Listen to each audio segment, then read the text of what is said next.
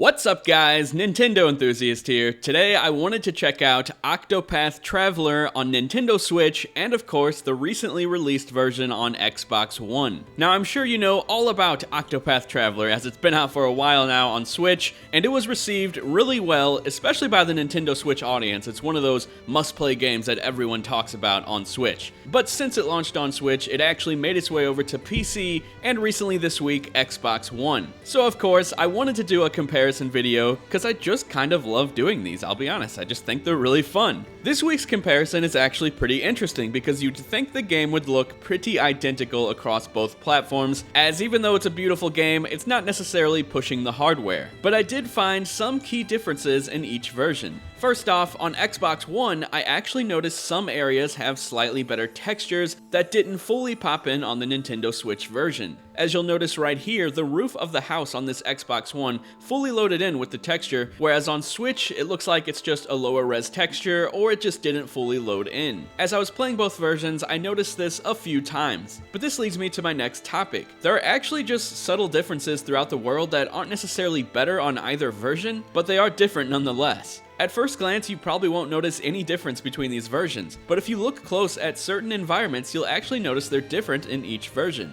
A lot of the time, even though some areas do look slightly different, one isn't really better than the other. It basically just comes to preference. However, leading to my next topic, the Nintendo Switch version's coloring I prefer overall. The darks are a lot darker and the colors just look a bit more vibrant, which is a thing I've constantly noticed as I'm doing these comparison videos. The Switch version has higher contrast and darker colors overall. This often leads to the world just looking a bit more rich. However, because of the higher contrast, sometimes the environments could look a bit too dark on Switch. Here's an example right here where it's a lot darker on Switch and you're actually losing color of the green environments. And the final thing I wanted to talk about today are the load times. The load times on Xbox One are a few seconds quicker, which in a long JRPG like this, it could make a big difference in the grand scheme of things. However, the Switch loading is still pretty quick, and I was never really annoyed by it when playing the game. Ultimately, at the end of the day, you can't go wrong playing either version of this game. I personally love the option to play JRPGs on the go, so the Switch version is the choice for me. But keep in mind, over on Xbox, you can play the game portably as well, if you don't mind streaming the game to your phone. But be sure to let me know which version of the game you prefer in terms of the visuals, and let me know what you think about Octopath Traveler overall. Do you love the game? Did you stop playing it halfway through?